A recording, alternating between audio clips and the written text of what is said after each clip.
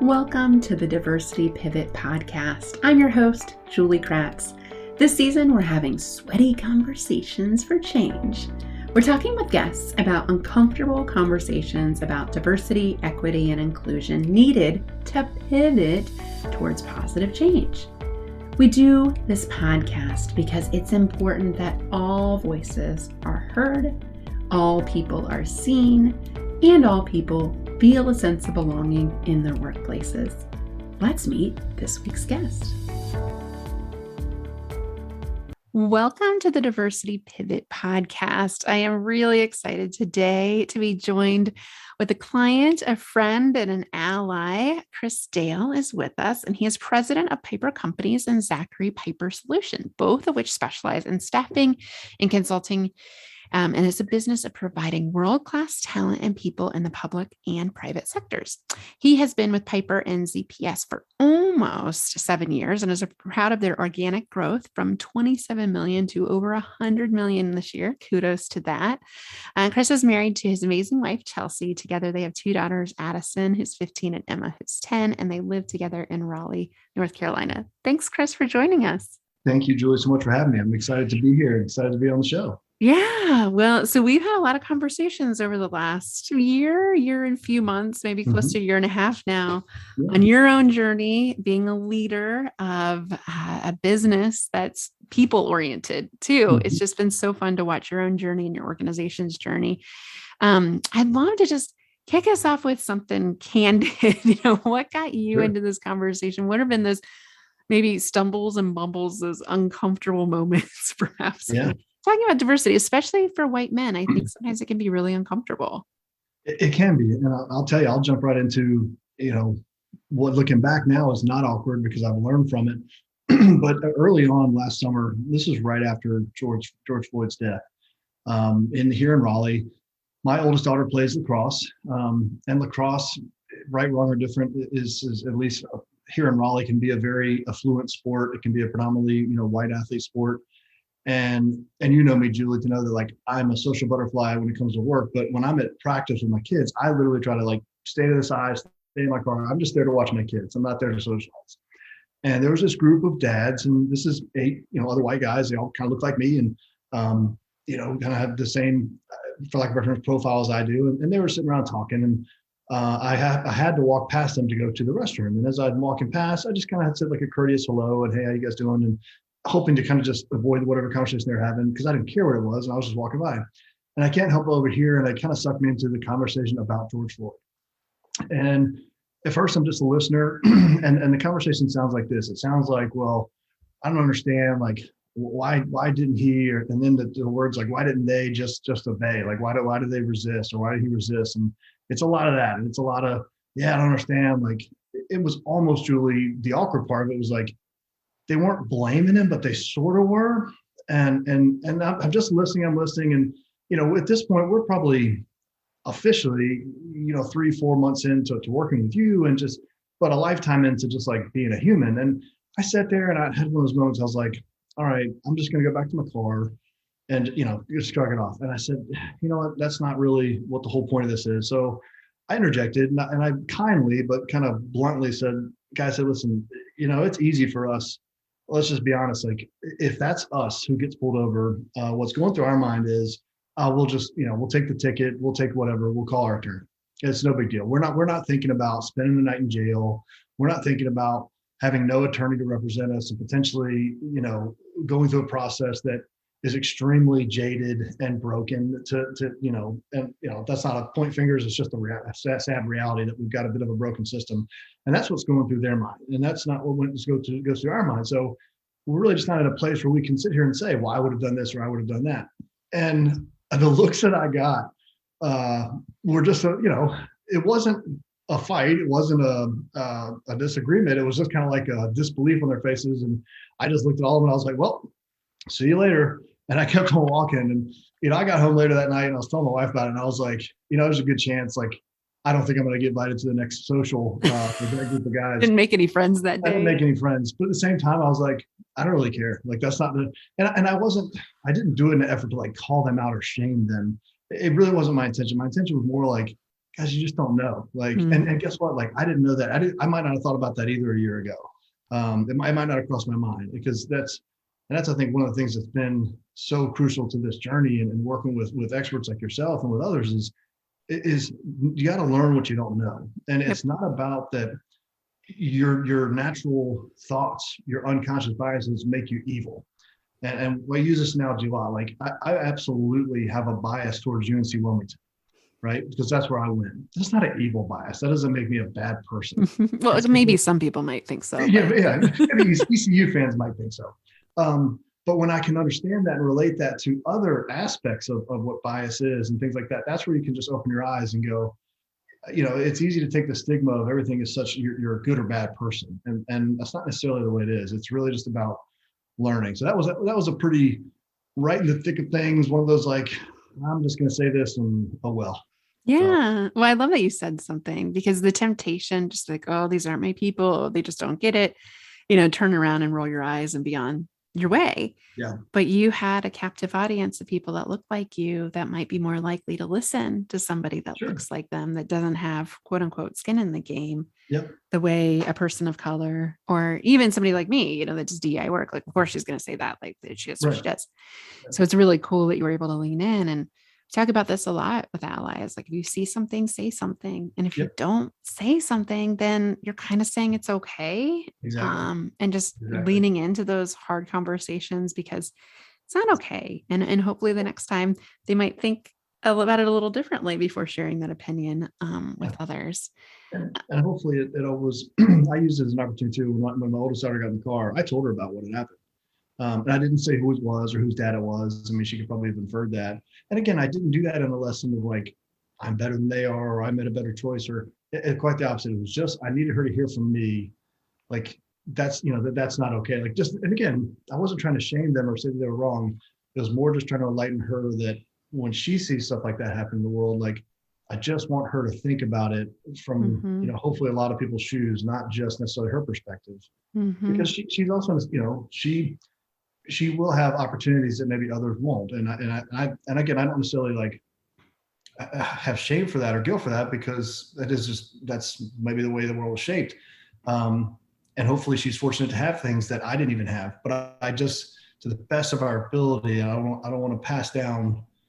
I guess the word is entitlement more than, I'd like to pass Yeah. down knowledge more than entitlement, I guess. Yeah. And how to leverage that privilege for good. Exactly. It's not a bad thing in the fact that she has these opportunities and she's around a group, like you said, as a sport, a little bit more of an affluent sport where there may not be that natural diversity. So Mhm. how can she leverage her voice and see an example of someone she cares about sharing Yep. their voice? Because we got to see that to know that, oh, okay, that's how I can manage that in the future. So Right. it's all about these that next generation of these little allies. That's right. That's right.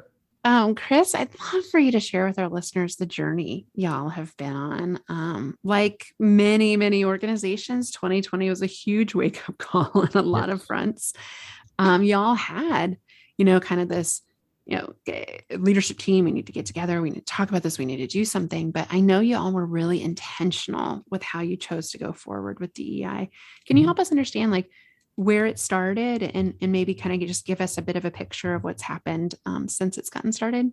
Sure, sure. So I'll try my best to be short-winded because that's not my best skill set. But I think in a lot of ways, COVID, in a very weird, backwards way, was a great thing for us as a company. Not necessarily, obviously, for the natural reasons of COVID and the scariness and the health scares and the danger, but in the sense that it gave us an opportunity to say, okay, we've always wanted and always taken pride in trying to be the best in class employer and an employer of choice and a place where people want to come work. And this was like a big, bright, shiny spotlight that was like, well, if you say and think you are all those things, like now it's you're getting ready to have to prove it. You're getting ready to really have to walk the walk. And so that was a bright side, is that it gave us an opportunity to stop and pause and say, okay, there's a lot of scary things going on outside our world, right? You had an election, you had COVID, then you had social unrest and just horrific things happening across the country. And for us, it was like, all right, we're relatively speaking a small company. We're not going to literally change the world overnight, but we can control what we can control, and we can control how we act, and we can control, what we do as a company.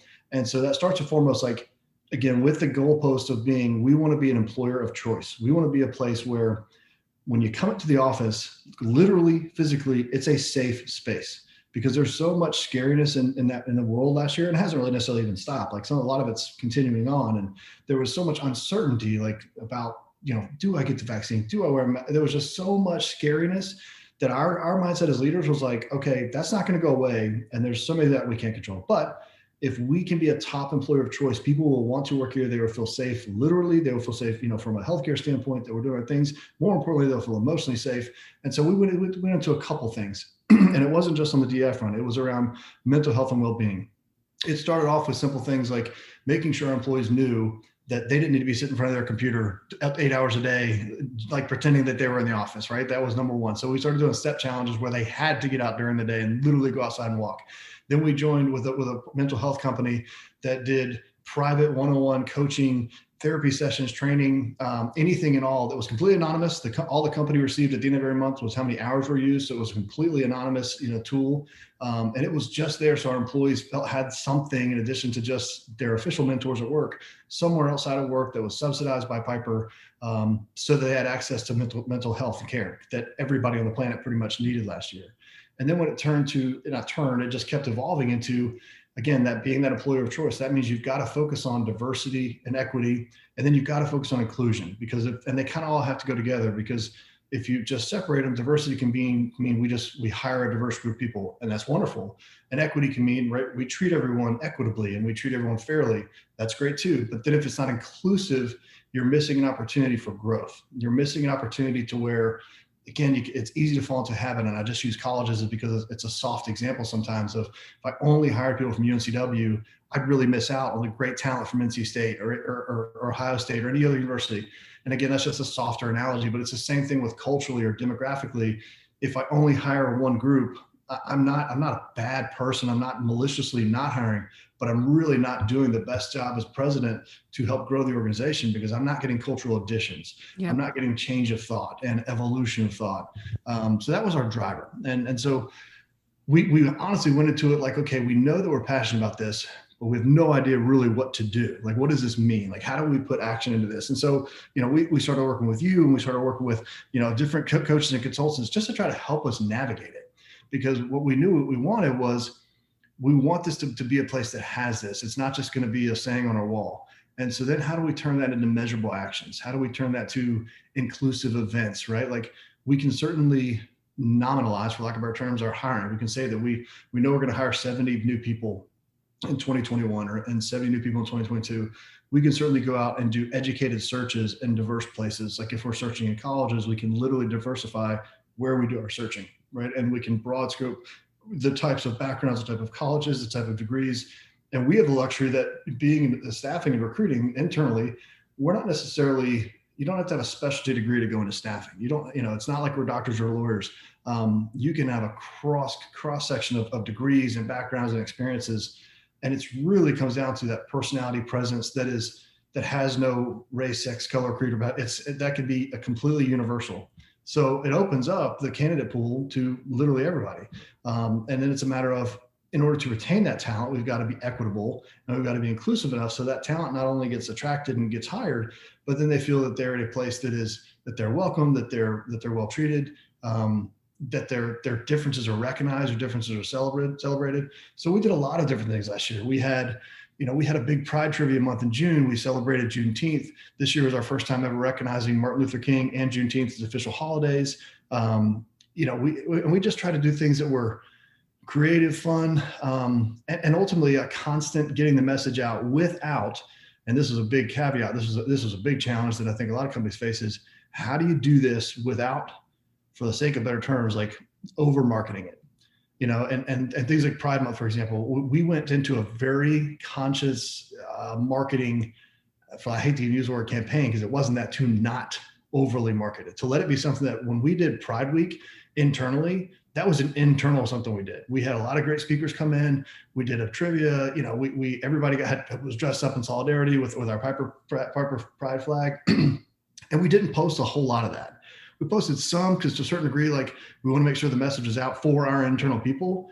But it was a delicate balancing act, Julie, of like, you don't want to ignore it, but at the same time, like, that's not why we did it. We did it because we have a significant amount of our population that is openly shared with us, about their situation. So we wanted to recognize, and I recognize may even be a challenging word, but celebrate it, right? Yeah. Well, And and help them feel included, right? Like this is a exactly, place where you can be your full self. And 100%. especially from like an LGBTQ plus perspective, so many folks are closeted in the Yes. workplace. So that's a true sign of inclusion if you have out folks that are people that are willing to talk openly about that. Yeah. I know it's something too, Chris, that was really fun to work on with you is like thinking about the strategy for Hmm. DEI. And I love that you've tied DEI's like just being an employer of choice, right? This is like a part. What I loved about the journey that y'all went on, because I see this from a lot of different vantage points with companies, is it can be this like thing that's like sits on this paper and on this website. And like you said, Yep. it's like marketed very overtly, like we stand for these things. And like no one can ever remember like what we Correct. Yeah. stand for. They're like, yeah, it's Yeah. important. Let me find that website. And like, what was all that word, those fancy words we used? Yep. But y'all were really intentional about like a concise statement that went into your values and really became like the foundation for setting plans for the future. Mhm. Tell us more about that process. Yeah, it was, and the process first and foremost started by forming the council. One of the things that we faced that maybe a lot of other companies face is that very candidly said, like, I'm a white male. And Dan, our SVP is also a white male. I'm heterosexual, so I doesn't. I purposely was like, okay, I'm not going to have some of the right viewpoints. So we need to, number one, like, to have a diverse council internally to help us navigate and make these decisions. So that it's not just coming from, well, here's what I think is best and we're rolling it out. So that was probably step one, was forming the council and forming a purposefully diverse group, not just across cultures, but also across functionalities inside our company. So if you look at our council, they perform different things. Some work in operations, some work in finance. They've all been here at Piper for a long time. They know what's important to Piper. And it was important for us to empower that council to really say, hey, almost bluntly, Dan or I, we're here to kind of approve the budget, right? Because we are a company, we have budgets, we have things we have to operate in. But to a certain degree, whatever your vision for this is, like, that's what we're kind of counting on. And that was really step one of the strategy is having it come from within. And then weaving it into the strategy of just, again, with the goal being, we want to be a positive place to work, an employer of choice. How do we weave this into our hiring? How do we weave this into our celebrations? We're a company, as you know, Julie, that celebrates a lot. And I mean, it's, we maybe too much sometimes. And how do we weave You this? did dress up. Didn't you dress up at Christmas or at the I holiday did. time? I did. I did. Yeah. I went around and handed out, goodies for all the employees, literally. And I think it was cash at the time. Um, so we purposely don't take ourselves too serious when it comes to that stuff. And, we want to be a place that, the cliche of work hard, play hard is a very overused cliche. And it's not that, we're not a culture that's got, kegerators in the office type culture, right? We're a company for No adults. ping pong tables either. Yeah, we might have a few people on tables. That gets us in trouble occasionally. But it's not about that. It's about how do we, put this into our strategy and put it into play. And then it goes into our external recruiting because, we've got 150 employees internally, but we have over 600 consultants. So we have a real opportunity to expand this into where you're potentially positively impacting, 1,000 people or more every year. And that starts to become real numbers where you can really spread that reach. And I can tell you firsthand, some of the things that we did when we sent out just communication, acknowledging a lot of the tragedies that happened last year. And, we kind of let it be known where we stood with that and where we donated certain monies and certain funds. And the amount of emails I got back from our consultants, and these are employees that, to be very candid, like, I don't work with every day. These are consultants that are literally all over the country. They work for our customers on primary job sites. So I may never even see them. I'll see their name and know who they are, but I probably got, and again, out of 700 emails that are, 700 people that got this one email, I probably had 50 responses within an hour, just saying how much they appreciated the fact that we recognize this and we're doing something about it. I did get one or two negative, which I expect. You can't make everybody happy. Even the negative ones kind of surprised me because I was like, really? This is, we just, we guess you can't make everybody happy unless you It's sell good that it. you know where people stand, I guess, too, though. And even the negatives, all I could reply with was, I appreciate your response. And, that doesn't change the way we feel. It is what it is. But just trying to build it into, even down to our hiring, like our internal hiring practices and the questions we ask, and maybe the questions we don't ask, and then to our training. And that really will, and that's something, by the way, that's not necessarily done. And I don't think it'll ever be done. That's something we've known going into this journey, that this is not a one-time IT training course where you get certified as an A+ technician and you know how to do these things with Microsoft, and then you just kind of know it. This has got to be a continuous journey. And every person we hire has a chance to impact that, because then they bring their, backgrounds and subset cultures where they can influence. And so it just went into like, the bottom line is at a quarterly standpoint, when we meet as leaders, it's something we talk about. I mean, it's something we can scorecard and say, how are we doing against this? We know it's one of our core values. We know it becomes part of your KPI dashboard as a leader, right? Because you have, of course, your revenue, and we're a business, and just like any business. And then when you add that to it, more as a discussion, and again, not necessarily a right or wrong or pass. It's are we making progress, right? Yep. Looking at our hiring, looking at our attrition. We do a lot of internal surveys. Internal surveys was a big part of that strategy too, because we wanted to get the honest, candid feedback from the team. And then we wanted to show the team that, hey, these yes are anonymous, but at the same time, every single one of them's read. And we review that with the team publicly. So that's kind of that like public accountability for all of our employees to see like, okay, I put these comments in a survey and they are reading them and they're doing something about it. Could be something small. It could be something grandiose. And that's an ever evolving strategy. Yeah. Well, it's a journey, like you said. Absolutely. So well. And I remember early on in the journey, y'all said, well, we'll know if we're successful if when we measure this again, that we've gotten better. Right. And it's not about necessarily hitting, a certain goal. It's not a zero-sum game. But I think you said, like the DEI Council in particular, if they feel like this is a better place to work and a more inclusive place to work, a year from now, another year from now, that's how we'll know we're being successful. Yeah. I'm curious, now, quite a long time into the journey, what are you seeing from employees? Like, have you seen those perception shifts, or have you heard feedback that it's working? Are there still areas that, of course, that we know we need to improve on? Yeah, I think a couple different things. Now that we've started to get back to an office at a little bit more of a normal cadence, and I've been able to travel at a little bit more normal cadence. First and foremost, and like I said, quite literally, I'm literally seeing more diversity across our offices, right? And that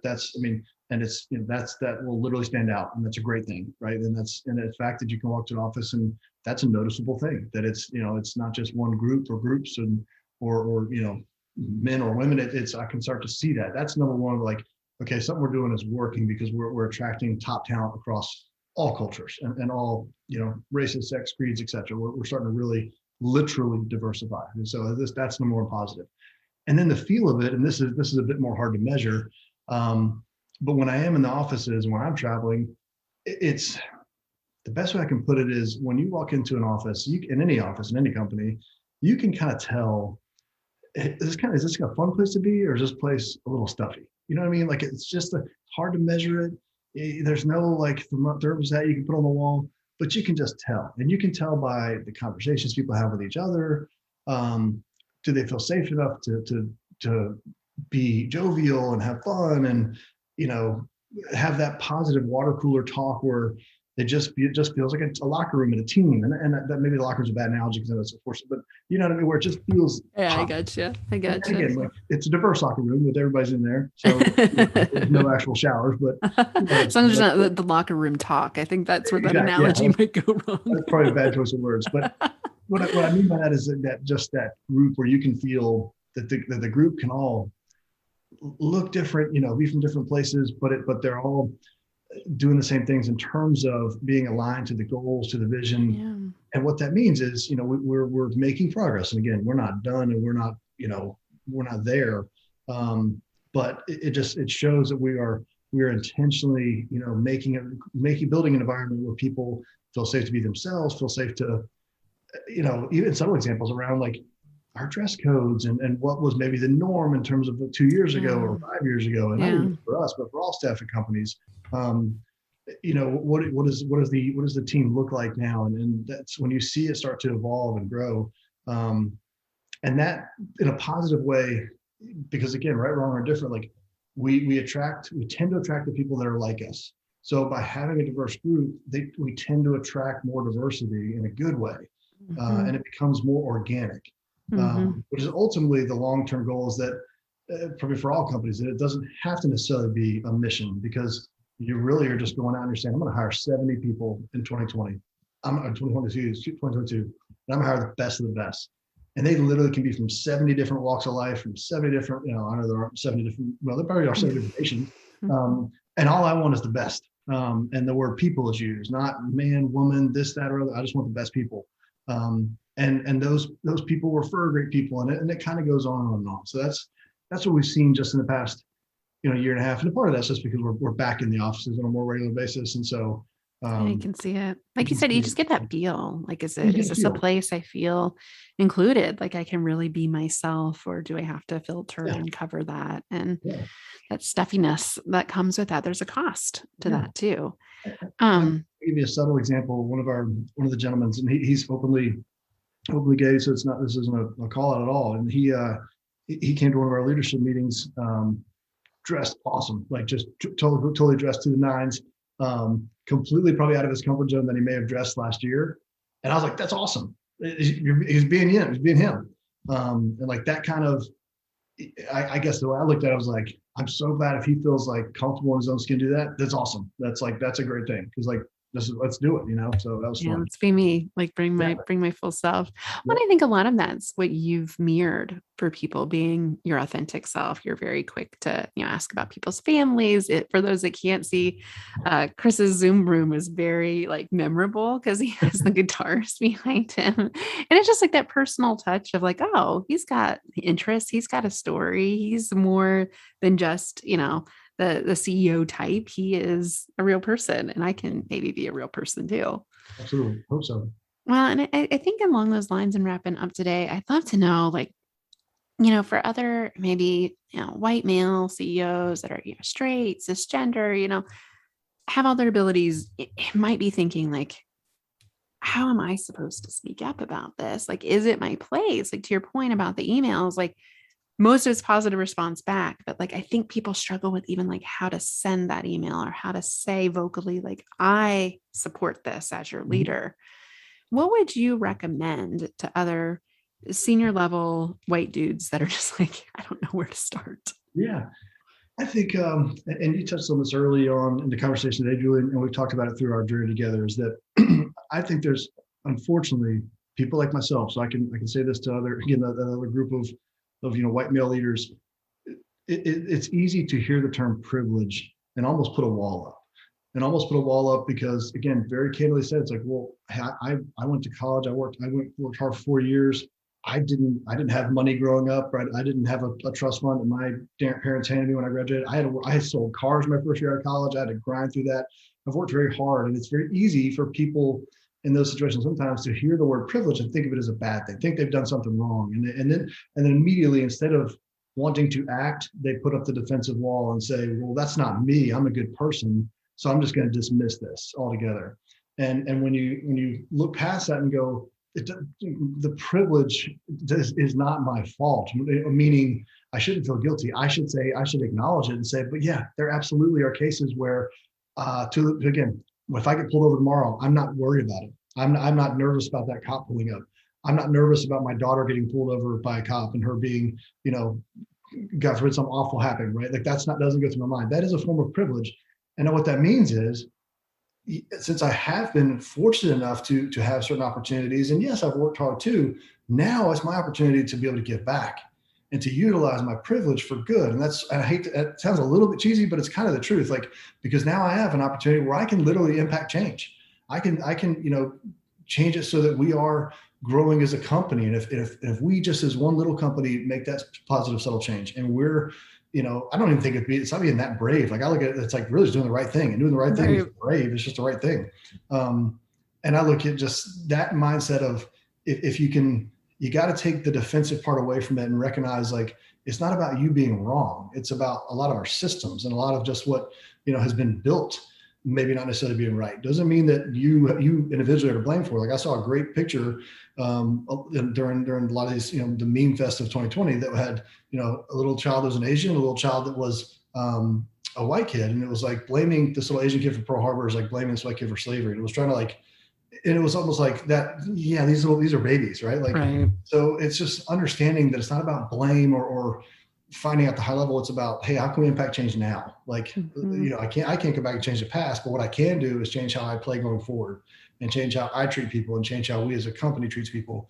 And if you think it on that terms of that social corporate responsibility to impact change, Mm-hmm. then it's motivating to do something. And the first step is learning what you don't know and just opening it up, and reaching out to people like yourselves, and asking those questions like, what I know I want to do something.